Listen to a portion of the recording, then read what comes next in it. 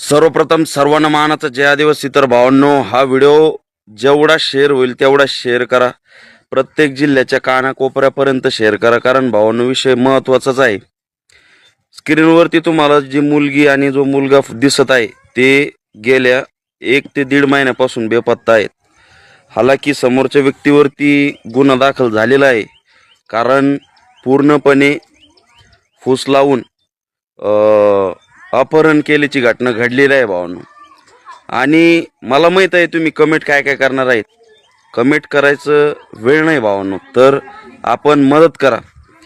कारण तिची आई कमीत कमी 1.5 महिन्यापासून छत्रपती संभाजीनगरच्या घाटीमध्ये ॲडमिट आहे आणि ते बेशुद्ध आहे, सलाईनीवर आहे. म्हणून त्या आईसाठी मी हा व्हिडिओ बनवत आहे. यांच्यासाठी नाही, हे सापडा भावांनो, जिथं पण सापडतील. नंबर तुम्हाला स्क्रीनवरती देत आहे, त्या नंबरवरती कॉल करा आणि जेवढा शेअर होईल तेवढा करा भावांनो.